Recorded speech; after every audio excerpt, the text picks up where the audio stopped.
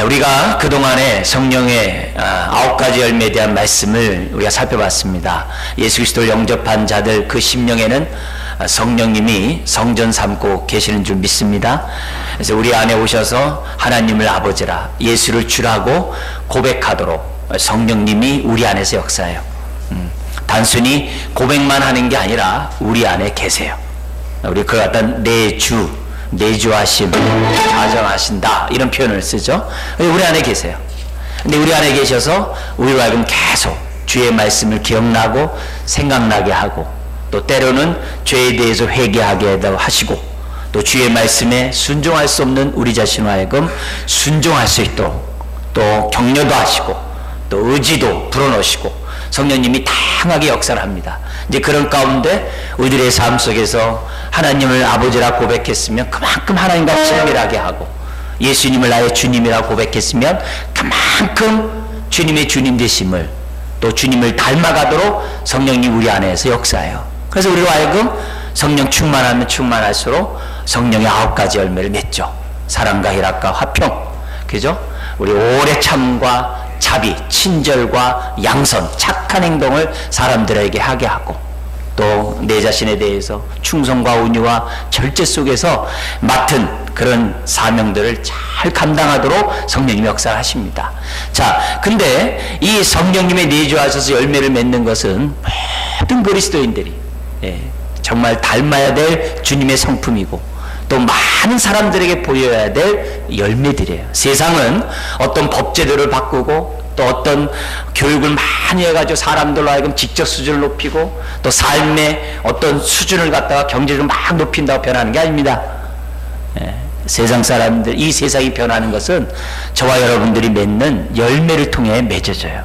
변할 수 있어요. 우리들의 열매를 통해 세상이 변할 수 있는 것이지, 외형적인 그런 것들을 통해서 세상이 변하는 거 아닙니다. 그런 의미에서 세상은 우리들의 열매를 필요로 하고 있어요. 그들이 우리의 열매를 보고 어둠에서 빛으로 나올 수 있어요. 죄와 사망의 그늘에서 생명의 그늘로 나올 수 있어요. 그래서 우리는 그들에게 생명의 열매를 줄 뿐만이 아니라 그들로 하여금 열매를 맺게 해서 그들도 역시 성령의 9가지 열매를 맺는 그 즐거움을 맛보도록 해야 될 사명이 우리에게 있는 거예요. 그게 신앙생활이에요. 자, 그런데 이런 일들을 효과적으로 하도록 하기 위해서 성령님께서는 또 우리들에게 은혜로 주는 것들이 있어요. 값없이 선물로 주는 것들이 있어요. 이건 약간 좀 열매와 달라요. 열매는 날마다 옛사람을 벗어버리고 새 사람을 덧입고, 나의 정과 욕심을 십자가에 못 박아버리는 날마다 영적 전쟁 속에서 맺어야 되는 것이 열매라고 한다면, 예수를 믿기만 하면, 하나님의 뜻 가운데 성령님의 의지 가운데 예수를 믿기만 하면 사람들에게 값없이 주는 선물들이 있어요. 그 3가지가 있는데, 그것이 뭐냐면 은사와 직분과 능력이에요. 이 3가지를 갖다가 하나님, 성령님께서 우리들에게 부어주세요. 물론 삼위일체 하나님이 주시죠. 그래서 은사를 주시고 직분을 주시고 능력을 부어주셔서 우리와 하여금 교회를 세우고 하나님 나라 확장을 이루는 삶을 살아갈 수 있도록 성령님 우리들에게 역사하세요. 이 3가지 성령님의 그 역사하심은 우리가 읽었던 4절, 5절, 6절을 통해서도 우리가 알 수 있어요. 거기 보면 4절에 보면 어떤 말이 있습니까? 은사는 여러 가지나 성령은 같고, 그 다음에 뭐가 나와요? 직분은 여러 가지나 주는 같으며, 그 다음에 뭐가 나옵니까? 또 사역은 여러 가지나 모든 것을 모든 사람 가운데서 이루신 하나님은 같으니. 여기서 이제 사역을 우리가 흔히 교회 안에서 많이 쓰는 단어 있죠? 반대로 쓰는 말, 역사. 하나님의 역사하심. 그럼 우리 처음 교회 오신 분들이 도대체 역사가 무슨 말이에요? 우리 세계사예요? 국사예요? 뭐 이렇게 얘기를 해요. 실제 얘기를 하는 얘기입니다. 그러니까 거기에 대해서 이 역사, 이 사역, 이게 뭐냐면 이제 이 단어가 에너지입니다. 우리 에너지라는 단어 아시죠? 능력, 이거거든요. 그러니까 이 하나님께서 우리에게 주신 그 은사를, 그 은사에 따로 우리 성부 하나님이 막 에너지를 막 부어주세요. 능력을 막 부어주세요. 맡은 직분을 감당할 수 있도록 막 그냥 에너지를 막 부어넣어주세요.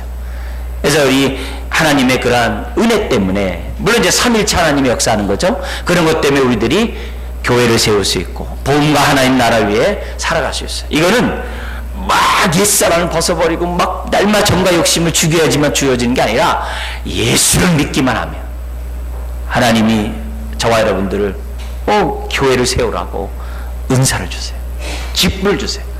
뿐만 아니라 막 하나님의 능력들을 저와 여러분들에게 부어주시는 것을 보게 됩니다. 오늘은 이 세 가지 값없이 주시는 이 선물 가운데 은사에 관한 말씀을 좀 살펴보면서 내가 받은 은사가 도대체 뭔가, 나는 받은 바 은사대로 좀 잘 활용하고 있는가, 섬기고 있는가, 내 은사를 통해서 얼마나 교회가, 하나님 나라가 정말 확장되는데 나는 정말 그 역할을 감당하고 있는가, 우리 살펴보면서 우리 모두가 은사를 잘 활용함으로 건강한 교회가 되기를 주의 이름으로 축원드립니다. 하나님이 이처럼 많은 우리 지체들을 모아놓고 함께 신앙생활을 하게 한 이유가 뭐냐? 우리는 모두가 다 필요하기 때문에 그래요. 어느 한 사람도 예외 없이 다 어떻게 돼요? 다 교회를 세우는데 필요하기 때문에 교회 이처럼 불러 모아주신 거예요. 그래서 하나님의 구원에는 뭐가 포함되어 있어요? 은사가 포함되어 있어요. 하나님의 구원에는 은사가 포함되어 있어요. 그래서 하나님이 나를 왜 구원했는가? 나를 왜 부르셨는가? 나를 왜 교회를 부르셨는가? 교회를 세우라고 하나님은 모든 사람에게 은사를 주십니다. 이 부분들을 우리들이 염두에 두시면서 오늘 우리가 이 은사에 관한 말씀들을 좀 더 자세히 보도록 하겠습니다. 먼저 1절의 말씀을 읽겠습니다. 얘들아, 신령한 것에 대하여 나는 너희가 알지 못하기를 원하지 아니하노니. 그 신령한 것은 은사에 대해서 말하는 거예요. 그래서 12장, 13장, 14장 은사장이 딱 나와요. 나는 너희들이 신령한 은사들에 대해서 알기를 원한다 그랬어요. 신령하죠. 그렇다면 오늘 저와 여러분들도 어떻게 해야 돼요? 하나님의 신령한 은사들에 대해서 저와 여러분들이 알아야 될 줄 믿습니다. 사실 말로는 은사 하지만 잘 모르고 넘어갈 때가 많아요. 그리고 몇몇 사람들만 그 은사를 알고 은사를 활용하면서 신앙생활하고 교회 생활하는 것이 사실 어떻게 보면 대부분일 수 있어요. 그렇지만 분명한 사실은 하나님은 우리가 은사에 대해서 모르기를 원치 않으세요. 저 여러분들이 은사에 대해서 잘 알기 원해요. 안타깝게도 한국교회는 부정적인 은사주의자들 때문에, 잘못된 은사의 남용 때문에 부정적으로 은사에 대해서 한국교회 많은 교회가 문이 닫혀 있어요. 그래서 소홀히 여기는 감이 정말 없지 않아 많이 있습니다. 부정적인 그런 대표적인 것이 뭡니까? 당시 고린도 교회 같이, 고린도 교회 그 문제의 가장 큰 문제가 14장에 고린도전서 14장 은사장이 나오는데 방언과 예언의 은사였어요. 방언과 예언의 은사가 남용됨으로 인해서 예배 시간이 무질서하고 시끄러운 거예요. 그리고 그런 방언과 예언의 은사 때문에 교회가 더 은혜스러워야 되는데 자기의 자랑만 하고 있고 자기 은사가 더 좋다라고 과시하고 있으니까, 심지어는 시기 다툼 가운데 있으니까 교회 예배가 엉망이 된 거예요. 근데 이런 부작용이 한국 교회에도 있었기 때문에 안타깝게 해서 교회에서 이 은사에 대해서 소홀히 여기는 경향이 없지 않아 많아요. 그렇지만 1절에 분명히 말씀했어요. 형제들아, 너희가 신령한 은사들에 대해서 알지 못하기를 원치 아니한다. 이 방언과 예언의 은사는 약간 카타르시스가 좀 있어요. 약간 신비한 그런 어떤 감이 있고 역사가 있어요. 근데 이런 분위기가 교회에 활력도 주지만 때로는 어떻게 돼요? 소란도 줄 수 있다는 것을 우리에게 보여주는데, 한국 교회에 그런 부작용이 많이 있었죠. 근데 무엇보다 고린도 교회에 그런 부작용이 많이 있었던 것 같아요. 특별히 고린도 그 지역, 그 당시에 우상숭배, 특별히 2절에 보면 이런 말씀이 있어요. 너희도 알거니가 너희가 이방인으로 있을 때 말 못하는 우상에게 끄는 그대로 끌려갔느니라. 그들이 우상을 섬겨 있었다는 거죠. 그리고 그 우상의 그 기운이 셌다는 거죠. 근데 그런 기운 가운데 여러 우상들이 있지만, 음란의 신을 섬기는 그런 우상도 있지만, 그 음란의 신과 연관해서 디오니소스 신이 아주 팽배해 있었어요. 예. 저는 이제 철학가를 나왔기 때문에 이 철학에 대해, 서양 철학에 대해서 이제 디오니소스 신이 뭔지에 대해서 잘 알아요. 여러분들 이제 이게 처음 듣는 분들이 많기 때문에 무슨 얘기냐 할 수 있겠습니다만, 이 철학자들은 이 헬라 철학을 두 가지로 나누기도 하는 사람도 있어요. 하나는 이성을 근거로 하는 그 아폴로 신의 철학. 예. 아폴로 신의 영향을 받은 그러한 이성을 중시로 하는 이런 로고스 철학을 하는 사람들이 한 주류고, 그게 주류입니다. 서양 철학에. 반대 하나가 뭐냐면 디오니소스예요. 인간의 욕망, 인간이 그 감정대로 하고 싶어함, 막 여러분 뭐 프로이드의 어떤 그런 세상들이 다 뭐냐면 이 디오니소스 영향이에요.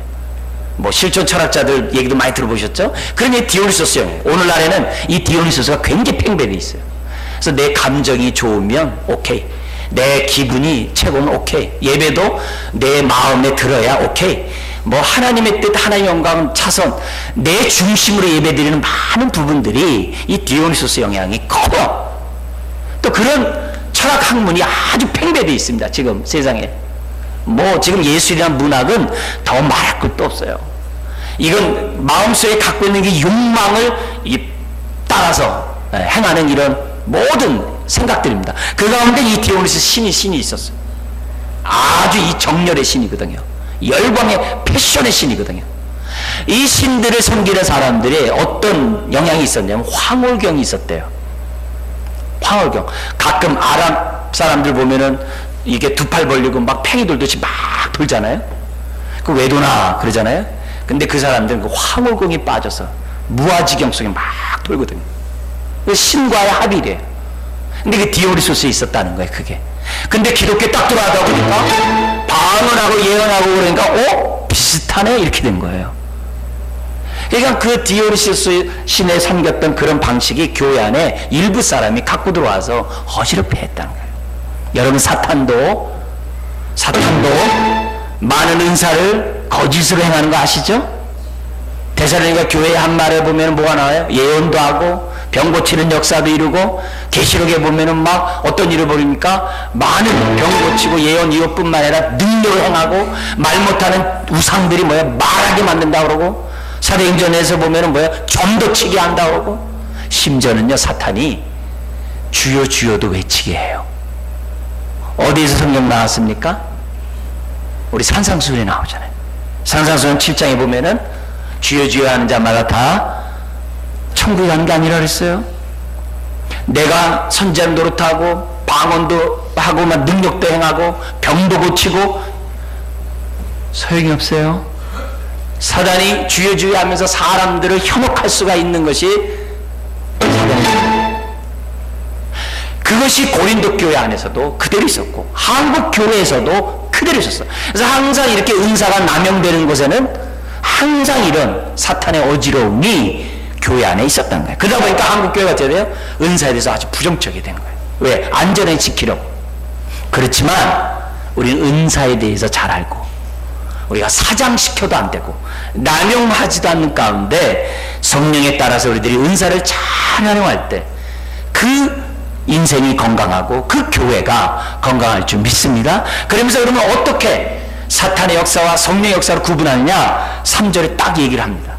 우리 한번 같이 읽어볼까요? 그러므로 내가 너희에게 알리노니 하나님의 영으로 말하는 자는 누구든지 예수를 저주할 자라 하지 아니하고, 또 성령으로 아니하고는 누구든지 예수를 주시라 할 수 없느니라. 여러분 한번 따라서 볼까요? 예수님은 나의 주님이십니다. 할렐루야. 여러분 나의 주님이신가라고 따라하신 분 있잖아요. 성령 없이는 못 따라해요. 그거 뭐 따라하면 여러분 물론 어쩌다가 이 자리에 앉아있고 내가 정말 이렇게 사단의 종이 돼서 이 자리에 앉아있다 하면 따라서 하겠죠. 그러나 진심으로 따라하는 사람은 성령 없이는 안 됩니다. 아무도 성령으로 말미암지 않고는 예수를 주라고 할 수 없어요. 아멘? 그게 내 안에 성령이 있다는 증거예요. 근데 이 주라고 고백하는 사람이 또 뭘 할 수 없냐면은 농담이라도 또 자기가 살기 위해서 예수를 저주할 자라고 말할 수가 없다 그랬어요. 그 당시에 초대교회에 순교를 당하고 핍박을 당하고 예수 믿는 사람이 많은 고통을 당했어요.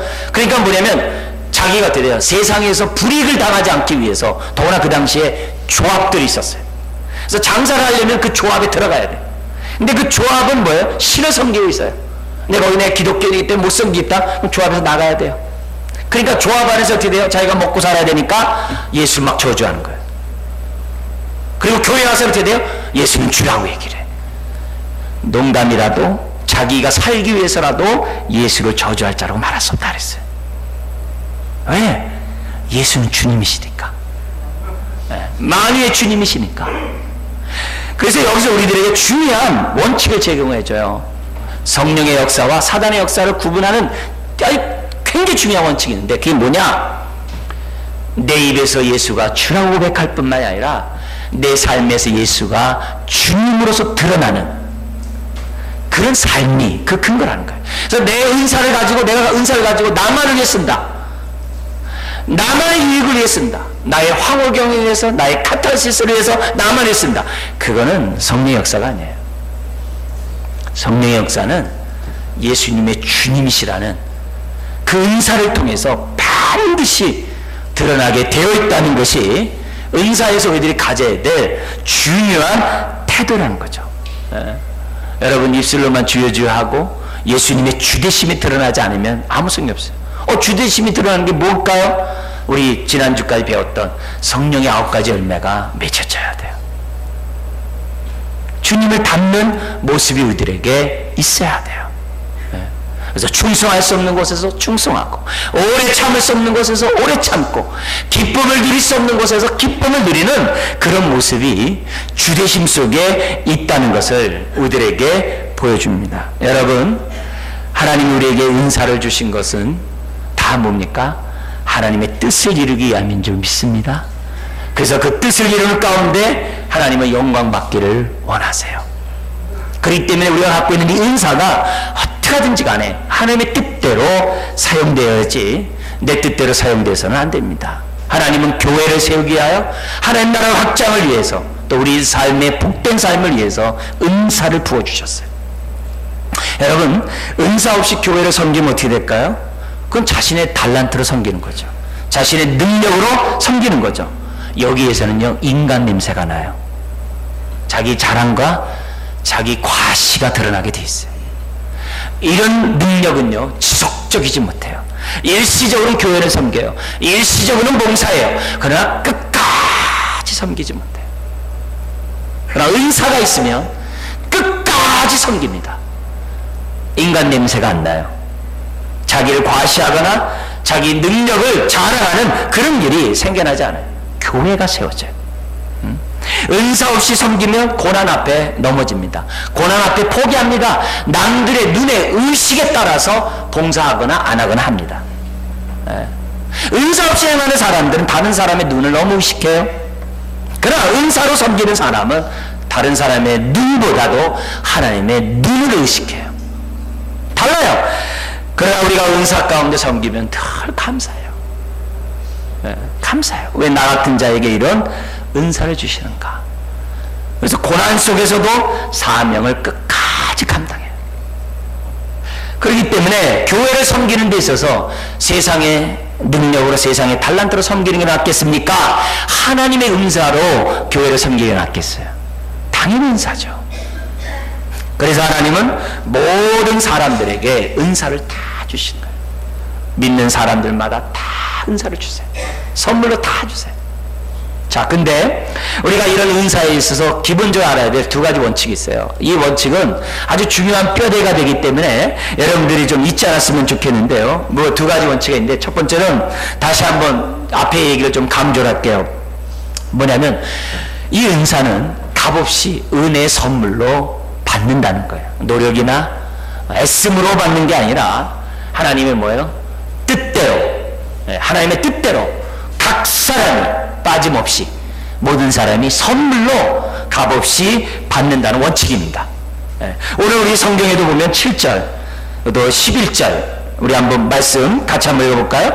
각 사람에게는 성령을 나타내심은 유익하게 하려 하심이라. 11절 이 모든 일은 같은 한 성령이 행하사 그의 뜻대로 각 사람에게 나누어 주시는 것이라. 거기에 뭐가 반복 2번 된 게 있습니까? 각 사람에게, 각 사람에게. 그것도 11절에 누구의 뜻대로? 한 모든 성령이 행하사 그의 뜻대로. 그러면 성령님의 뜻만 있습니까? 18절 같이 한번 읽어볼까요? 그러나 이제 하나님이 그 원하시는 대로 지체를 각각 몸에 두셨으니. 누구의? 하나님이 원하시는 대로.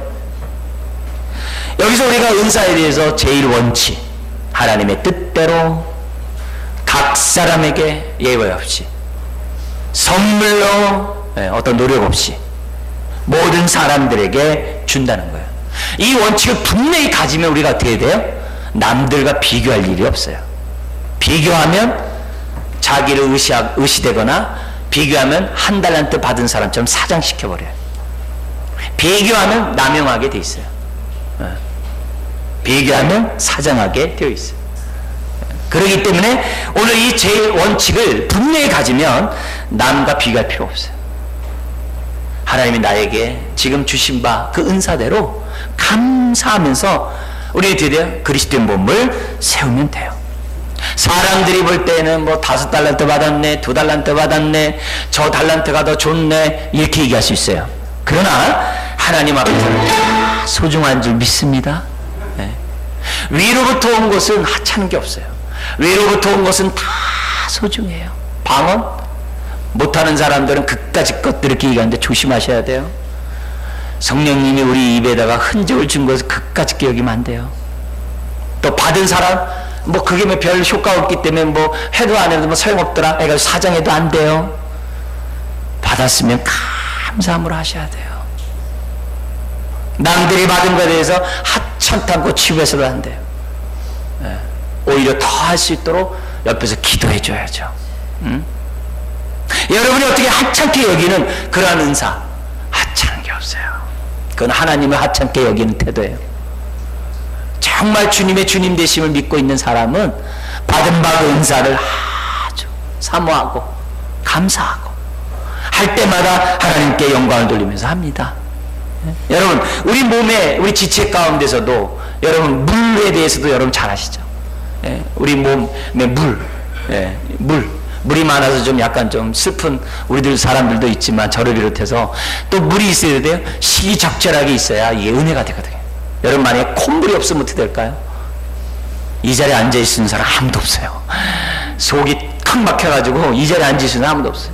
그래도 콧물이 있어야 냄새를 맡는 데네요. 침이 있어야 맛을 한대요. 네. 눈물이 있어야 이 눈이 그래도 이렇게 건강하게 이 자리에 있지, 눈물이 없는 가운데 이 자리에 우리 못 앉아있어요. 눈에 보이지 않지만 소중하다 이거죠.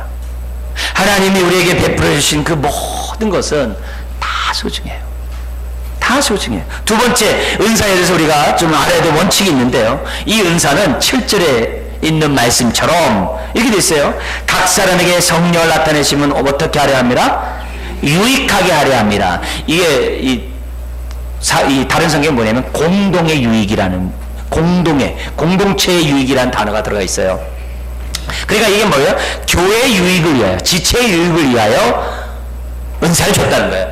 이거 뭐예요? 자신의 유익을 위해가 아니라 다른 사람의 유익을 위해, 공동체의 유익을 위해 줬다는 거예요. 그럼 이렇게 짧게 생각해서 나한테 유익이 안 되는 거? 아무 소용없네? 그러면 안 돼요. 내가 다른 사람에게 유익을 주면 그 사람은 나에게 유익을 주는 거죠. 결국은 뭐예요? 이 은사는 나에게도 유익이 되는 거죠. 상호 보완이고 상호 협조죠. 기브 앤 테이크죠. 계산적인 기브 앤 테이크가 아니라 아주 긍정적인 기브 앤 테이크죠. 여러분 차 한 잔을 하나 맛있는 이렇게 차 한 잔을 마셔도 자기 돈 내고 자기 먹는 것보다 누가 사주면 좋잖아요. 근데 둘이서 한 번은 내가 사고 한 번 저 사람 주서 하면 아주 기분 좋잖아요. 그 은사가 비슷해요. 그래서 내가 상대방을 섬기면 상대방을 나를 섬긴다. 그래서 은사가 우리에게 주어진 목적은 지체를 섬기라고 줬다는 거예요. 이 두 번째 원칙을 저와 여러분들이 무시하면 안 돼요. 무시하면 안 돼요. 그래서 저와 여러분들은 어떻게 하든지 간에 섬겨요. 우리 육신으로 볼 때 안타깝게도 어떤 질병 때문에 수족을 못 쓰는 분들 계세요. 여러분 마음이 얼마나 안타깝습니까? 저는 볼 때마다 하나님, 우리 마가복음 2장에 우리 중풍병 환자가 일어났던 것처럼 하나님 좀 일어서게 해주십시오. 이제 그 앞에 가서 안수하지 못하고 지나가면서 기도하면서 하나님 좀 일어났으면 좋겠습니다. 이러면서 이제 지나가요. 마음이 좀 그렇단 말이에요. 여러분, 은사도 똑같습니다. 하나님이 여러분을 붙여주신 것은 건강한 몸을 세우기 위해서 붙여주신 거예요.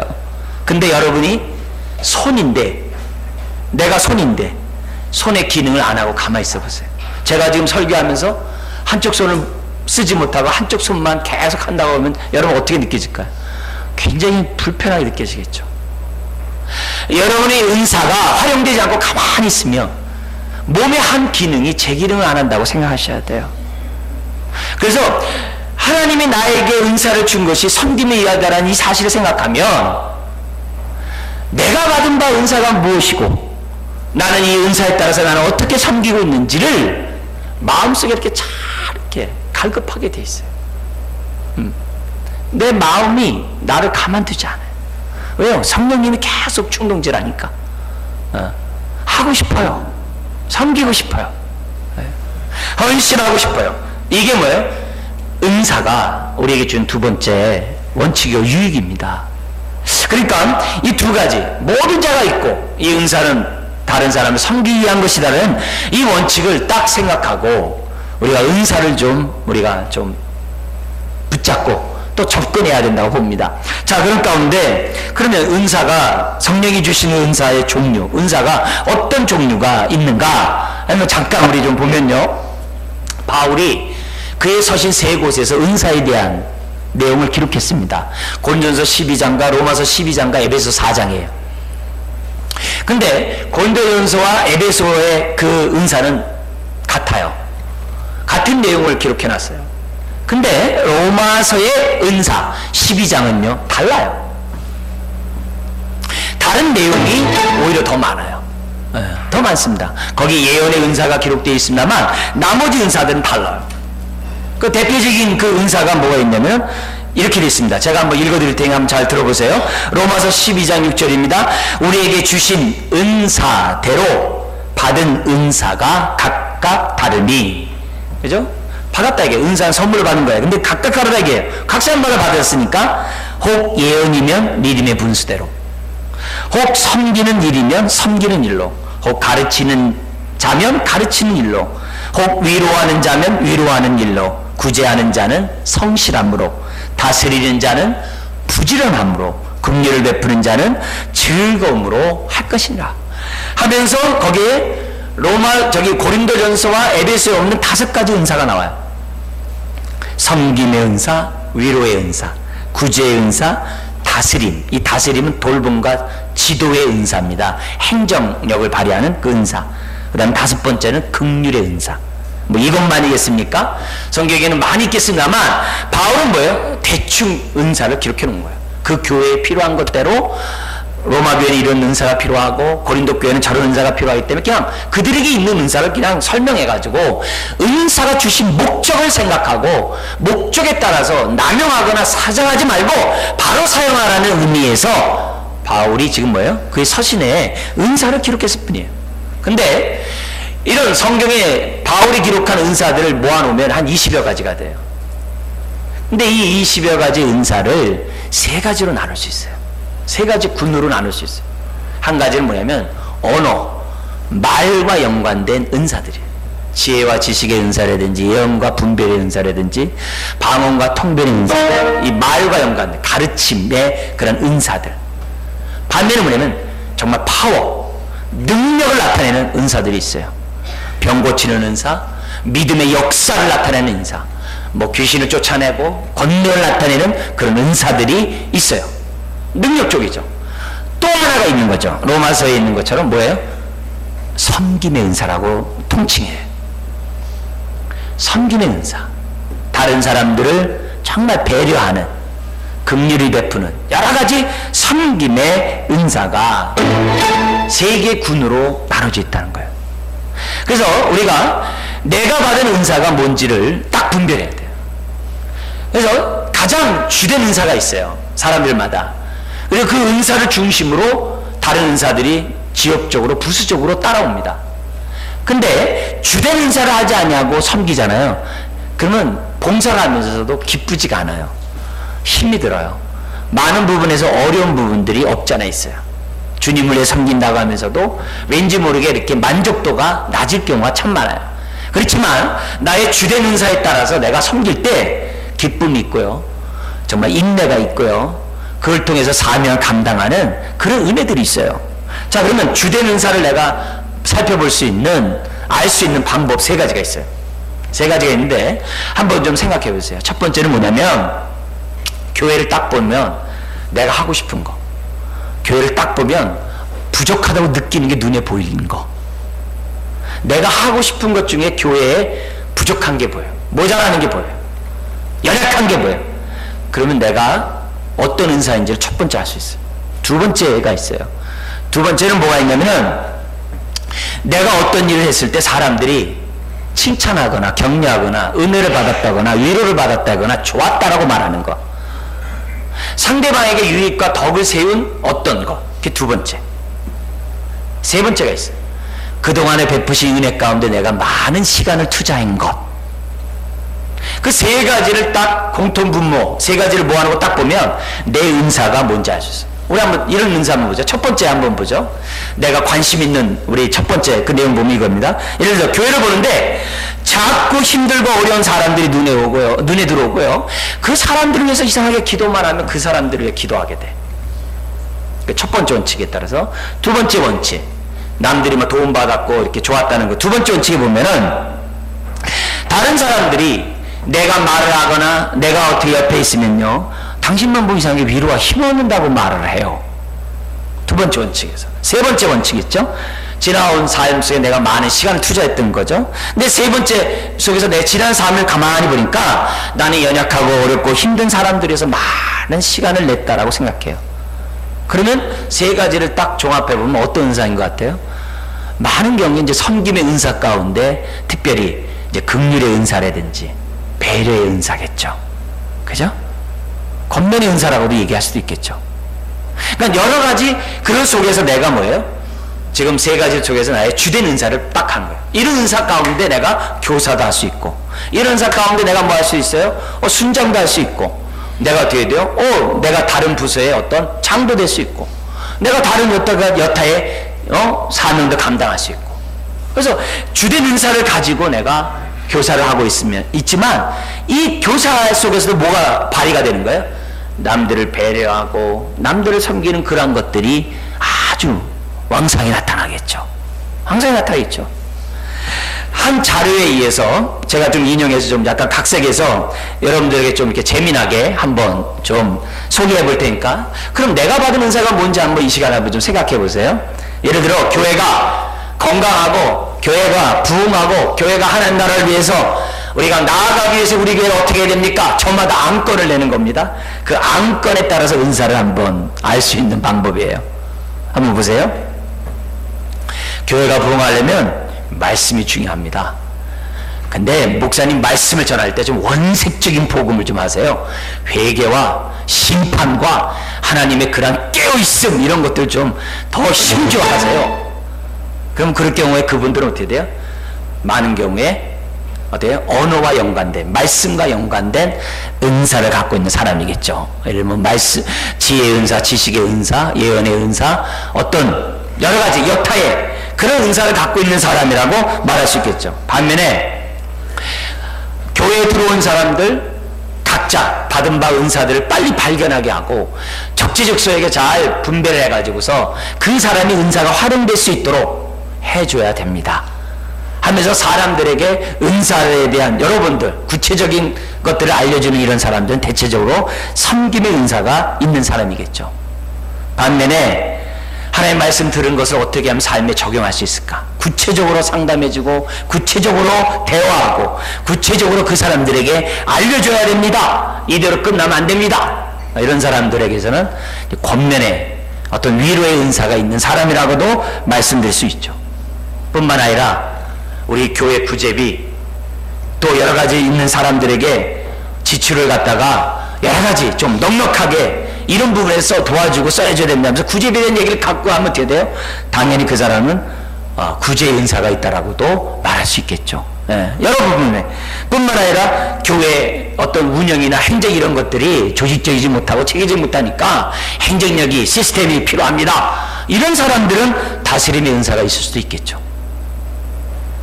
또 약한 자, 가난한 자, 소외된 자들에게서 관심을 갖는다면 긍휼의 은사. 그리고 또 반면에 이런 사람도 있겠죠.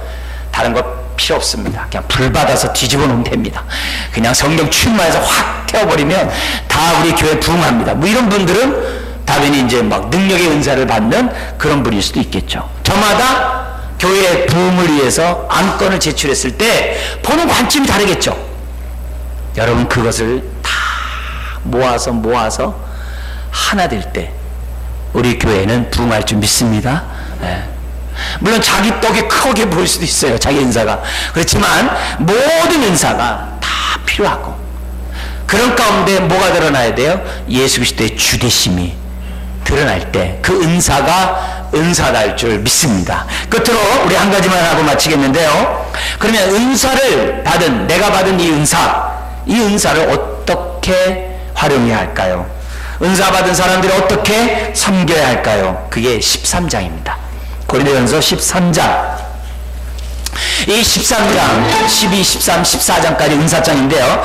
가장 중대한 은사는 사랑의 은사겠죠. 그죠? 자, 그런 가운데 우리 은사를 가지고 섬기는 우리들이 반드시 알아야 될 우리 세 가지 원칙, 세 가지 말씀 우리 한번 같이 한번 1절 3절입니다. 읽겠습니다. 내가 사람의 방언과 천사의 말을 할지라도 사랑이 없으면 소리나는 구리와 울리는 꽹과리가 되고 내가 예언하는 능력이 있어 모든 비밀과 모든 지식을 알고 또 산을 옮길 만한 모든 믿음이 있을지라도 사랑이 없으면 내가 아무것도 아니요 내가 내게 있는 모든 것으로 구제하고 내 몸을 불사르게 내줄지라도 사랑이 없으면 내가 아무 유익이 없느니라. 그죠? 아무리 은사가 있다 할지라도 사랑이 없으면 소용없다 그래. 또 나에게 뭐야? nothing. 아무 유익이 없어요. 아무 유익이 없어요. 오늘 우리가 무엇을 하든지 간에 사랑으로 해야 될 줄 믿습니다. 그럼 사랑이 뭐냐 이게? 사랑이 뭐냐? 그게 4절에서 또 7절이에요. 여러분 내가 은사를 갖고 있다면 오래 참아야 된다. 4절에 있는 것처럼 오래 참지 않고 주대심이 드러나지 않습니다. 오래 참지 않고 교회가 세워질 수가 없습니다. 하나님 나라가 확장될 수가 없어요. 은사를 받은 사람은 오래 참아야 돼요. 오래 참아야 돼요. 남들이 나에게 뭐라고 한다 확 내팽개 쳐버리고 간둬버리면요 나는 그 은사를 가지고 그리스도의 몸을 세울 수가 없어요. 누가 뭐라고 하더라도 은사를 받고 있는 저와 여러분들은요 오래 참아서 해야 돼요. 중도에 포기하지 말고 오래 참아야 돼요. 일이 힘든 게 아니에요. 받은 바 은혜가 떨어졌기 때문에 힘든 거예요. 그런 의미에서 오래 참는 여러분이 되죠. 두 번째는 뭐가 있어야 됩니까?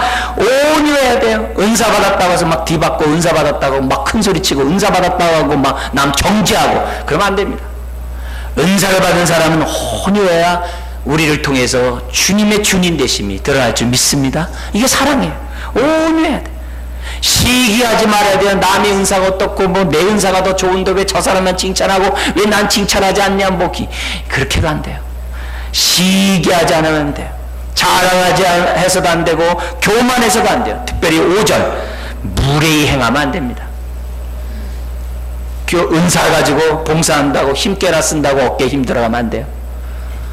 은사를 가지고 섬길수록 헌신할 수 있도록 겸손해야 돼요. 내가 왕년에 뭐 했니? 그거 중요하지 않아요. 내가 지금 뭐 하는 거 중요하지 않아요. 무례히 행치 않아야 돼. 그래야 그리스도의 몸이 세워져요. 자기의 유익을 구하지 아니하며 여기 나오죠. 성내지 아니하며. 이건 교회를 무너뜨리는 일입니다. 성내면 안 돼요. 악한 것을 생각지 아니하며 불의를 기뻐하지 아니하며 진리와 함께 모든 것을 기뻐하고 7절 이거 아주 중요한 말씀입니다. 같이 한번 읽어볼까요? 모든 것을 참으며 모든 것을 믿으며 모든 것을 바라며 모든 것을 견디니라. 그래야 그리스도의 몸이 세워지고 하나님 나라가 확장되어지고 우리는 그 안에서 행복을 얻을 수가 있다는 겁니다. 사랑하는 성도 여러분, 사랑으로 섬길 때 한 몸이 이루어져요. 그리스도 몸이 세워져요. 세상은요 하나된 교회를 바라고 있어요. 여러분 교회가 하나 될수록요 여러분 그 촉감 있죠, 룩스라고 하죠. 불받기가 밝아지는 거예요. 둘이 모으면 그 둘만큼, 열이 모으면 열만큼, 백이 모으면 백만큼 불받기가 밝혀져요. 그럼 드디어 그만큼 세상을 비추는 거예요. 비출수록 어둠 가운데 있는 자들이 빛으로 나올 줄 믿습니다. 우리가 하나 되면 하나 될수록 세상을 구원하는 방주가 되는 거예요. 그리고 그런 삶에 하나님의 기쁨이 있어요. 축복이 있어요.